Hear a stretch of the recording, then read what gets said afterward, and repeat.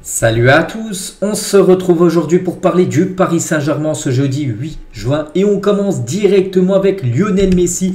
Et Messi, c'est officiel, on savait déjà depuis quelques jours qu'il quittait officiellement le PSG et on connaît déjà son nouveau club. Donc Léo Messi s'engage du côté de l'Inter Miami, pas de retour pour lui du côté de Barcelone ni l'Arabie Saoudite. Donc il va toucher un gros salaire, il va toucher quasiment ce qu'il touchait du côté de Paris, 47 millions d'euros par année de contrat du côté de cette équipe de l'Inter Miami. Donc voilà, concernant Messi. Et hier, il a fait une interview où il est revenu sur l'Inter Miami, sur le Barça, sur le Paris Saint-Germain. Il a dit: je pars avec des sentiments mitigés. La vérité est que la première année au PSG a été très difficile pour différentes raisons. La deuxième année, les 6 premiers mois, je me suis senti très à l'aise dans le club. Au milieu de la saison, il y avait la Coupe du Monde et je pense que la Coupe du Monde a touché toutes les équipes en général. Elle a un peu affecté la saison avec une compétition aussi importante au milieu pour la première fois. Donc voilà ce qu'il a pu dire. Donc déjà il dit que sa première saison a été très compliquée pour différentes raisons, que ce soit déjà personnel, que ça soit sportif. On sait que ça n'avait pas été ouf la première saison. De Léo Messi dit que la deuxième ça a été un petit peu mieux, surtout la première partie de saison, on va dire de août dernier jusqu'à novembre, en gros jusqu'à la Coupe du Monde. Puis après, c'est vrai qu'il n'y a eu que là où vraiment Messi, on pense, il a rayonné du côté de Paris. Puis après ça a été ça a été compliqué après le reste du temps. Et il dit quand même c'était 2 ans où je n'étais pas heureux. Il le dit qu'il n'était pas heureux à Paris. Je n'aimais pas et cela a affecté ma vie de famille. Sa famille se plaisait pas à Paris, tout ça. Pourtant il y avait des infos que sa femme bien sûr se plaisait plutôt bien, d'après le journal parisien. Je me souviens, j'en parlais il y a quelques mois, mais non les gars, voilà ce qu'il a pu dire hier, en gros qu'il se plaisait pas à Paris.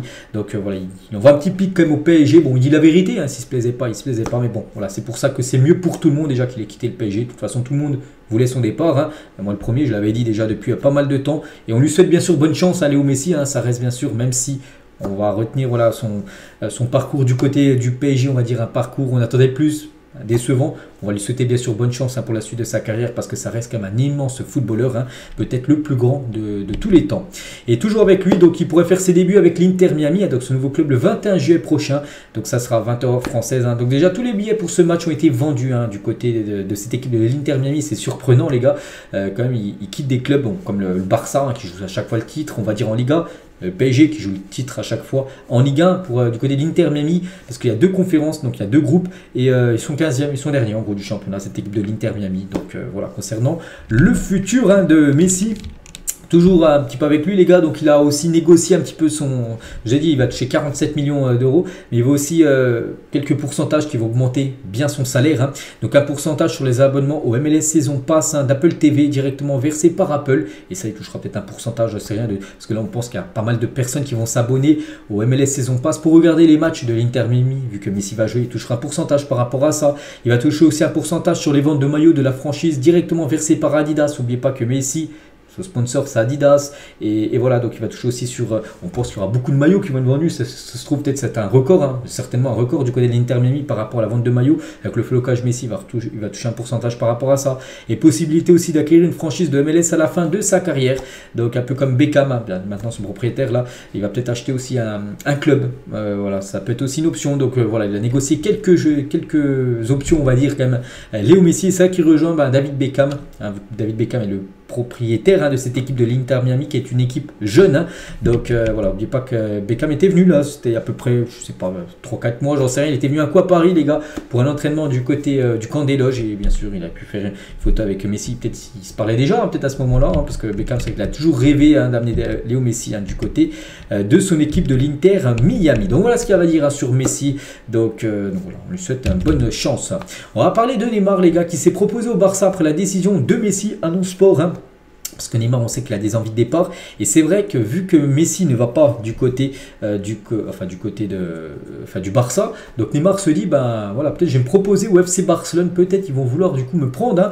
Donc pour quitter le PSG et rejoindre Barcelone, il serait même prêt à baisser son salaire. Donc voilà, concernant la situation de Neymar. Et actuellement Neymar en vacances, vu que de toute façon il n'y a plus de match. De toute façon, même s'il y aurait eu des matchs avec le PSG, il n'a pas pu jouer, vu qu'il est toujours blessé Neymar. Et actuellement il est aux États-Unis. Voilà, il regarde quelques matchs de basket. Voilà, Neymar, quelques photos de lui du côté des États-Unis. On revient en France, on va parler cette fois-ci de Christophe Galtier. Donc j'avais dit, je crois que c'était hier ou avant-hier, que Luis Campos a informé Galtier qu'il allait quitter le club. Pour l'instant, on n'a pas vu encore l'officialisation, mais bon, ça va arriver là très prochainement, bien sûr, concernant le départ de Galtier. Et Galtier a figuré parmi les entraîneurs ciblés par Pablo Longoria, donc le président de l'OM, pour succéder à Igor Tudor. Il pourrait entraîné le PSG l'année d'après, l'année prochaine, peut-être qu'il entraînera l'équipe de Marseille. Voilà, comment dire, Christophe Galtier, parce que du côté de Marseille, ils ont changé, enfin, leur coach a quitté le club et Galtier est une piste pour entraîner l'équipe marseillaise. Et concernant l'entraîneur qui va arriver du côté du Paris Saint-Germain, j'en ai déjà parlé hier, c'est Nagelsmann et ça se confirme, ça devrait bien être lui. Le PSG ne se cache plus pour Nagelsmann et c'est bien la priorité du côté de Paris pour devenir le nouveau coach.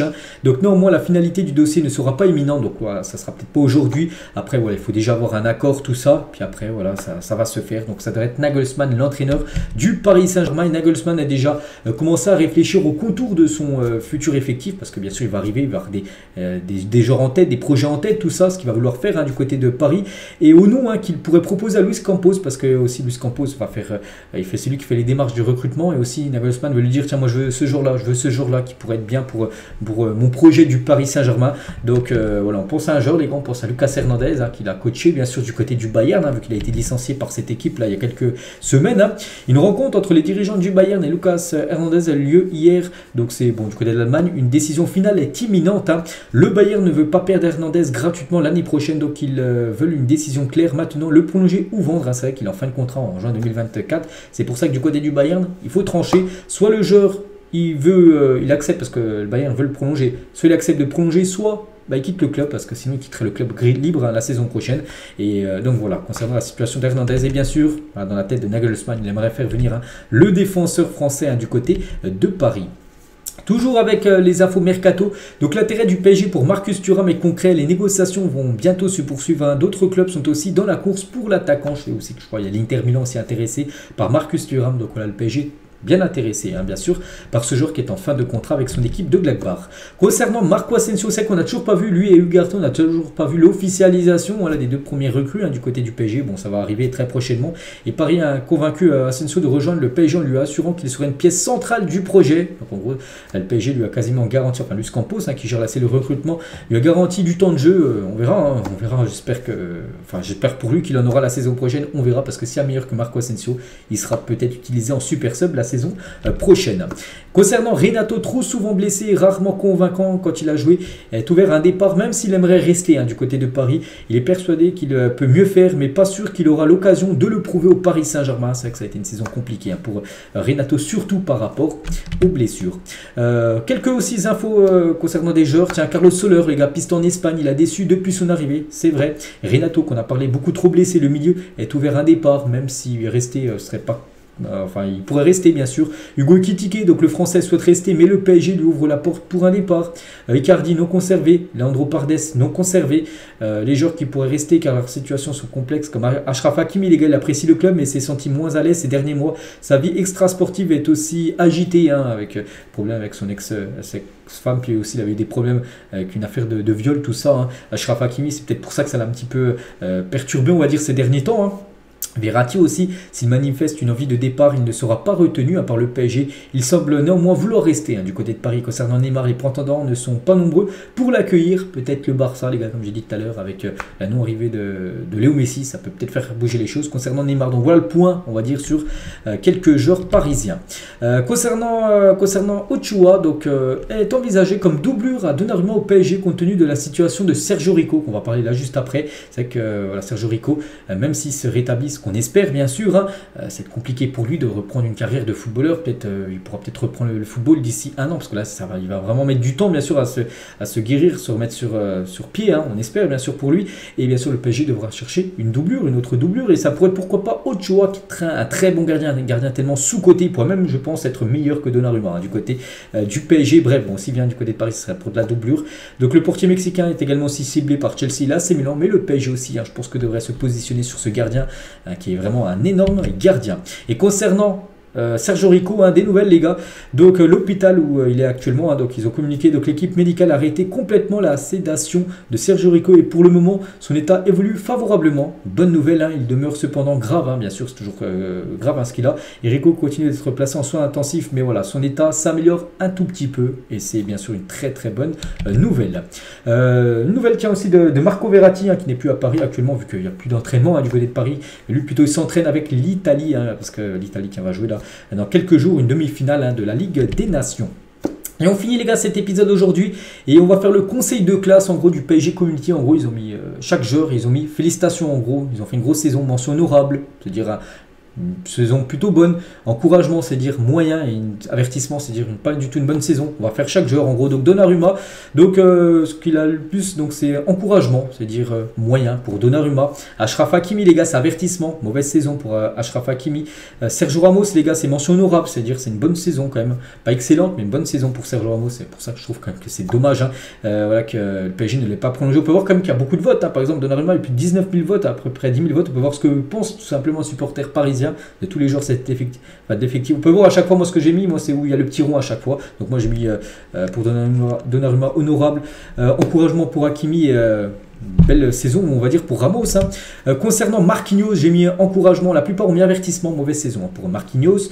Donc pour Kimpembe j'ai mis bon, saison moyenne, après il a été longtemps blessé donc c'est compliqué à noter un joueur quand il est blessé. Nuno Mendes j'ai mis très bonne saison, même excellente saison pour Nuno Mendes, la plupart ont mis ça. Concernant Bernat j'ai mis encouragement, la plupart ont mis aussi encouragement. Danilo très bonne saison. Concernant Verratti j'ai mis quand même saison moyenne, il y en a plein qui ont mis quand même mauvaise saison de Marco Verratti. Concernant Warren Zaïre, bon j'ai peut-être été un petit peu dur, j'ai mis encouragement, j'aurais pu mettre au moins mention honorable, la plupart ont mis félicitations, très bonne saison. Je pense pas que c'est non plus une très bonne saison, je pense que j'aurais plutôt dû dire une bonne saison, voilà. Surtout que c'est l'apprentissage pour lui on va dire, je sais que j'étais un petit peu dur pour Warren Zaïre. Vitinha les gars, encouragement, dure une saison, bon on attendait peut-être un peu plus, voilà, on va dire, de Vitinha. Fabien Ruiz, les gars, bon, il n'a pas fait une grande saison, Fabien Ruiz. Voilà, ça se joue entre les deux derniers, on va dire. Carlos Soler, bon, lui, c'est mauvaise saison. 93% des supporters, plus de 10 000 votants, voilà, ont mis que c'est au moins une saison catastrophique pour lui. Léo Messi, donc là, ça se joue. Moi, j'ai mis une saison, voilà, plutôt, voilà, ça allait quand même, enfin, moyenne. Mais bon, la plupart ont mis quand même mauvaise saison pour Messi. N'oubliez pas qu'il finit quand même avec 16 buts et 16 passes D quand même en Ligue 1. Un petit rappel. Neymar, les gars, donc bon, il a été longtemps blessé. Neymar, après, si on prend en compte, bien sûr, la première partie de saison qui a été énorme. Mais bon, si on fait le bilan sur l'ensemble de la saison, bon, moi j'ai mis encouragement voilà, pour Neymar. Mbappé, les gars, donc grosse saison. Félicitations pour Mbappé qui porte encore le Paris Saint-Germain. Hugo Ekitike, j'ai mis mauvaise saison. Bon, il y en a qui ont mis encouragement. Ça joue entre les deux parce que bon, on attendait beaucoup plus du jeune Parisien. Christophe Galtier, bon, lui, avertissement, c'est-à-dire mauvaise saison. Seulement le trophée des champions, la Ligue 1 remporté. Bon, voilà, c'était le minimum. Mais bon, la Coupe de France, échec. Ligue des champions, échec dès les huitièmes de finale. Et aussi Luis Campos, donc avertissement Luis Campos, en gros, pas assez bon dans son domaine. Et Nasser, le président, aussi noté. Avertissement aussi pour Nasser, les gars. C'est-à-dire, il a très mal géré le Paris Saint-Germain, d'après les supporters du PSG. Et on finit, les gars, cet épisode. Et on finit avec Messi, les gars. Donc, un mot pour décrire le passage de Lionel Messi au PSG. N'hésitez pas à mettre ça en commentaire si vous voulez répondre. Donc, moi, je mettrais décevant. Voilà. On attendait plus. Surtout, les gars, c'est vrai que j'ai dit, il a mis 16 buts, 16 passes D en Ligue 1. Mais nous, on l'attend. Voilà. On va pas se mentir, on l'attendait en Ligue des Champions et ça a été décevant. On va surtout retenir ça, je pense, pour Messi, ou même peut mieux faire. On a pu mieux faire. Du côté de Paris, c'est comme ça. Et on finit sur ça, les gars. J'espère que ça vous a plu. On se retrouve bien sûr demain pour le prochain numéro sur l'équipe parisienne. Bonne journée à vous et à demain.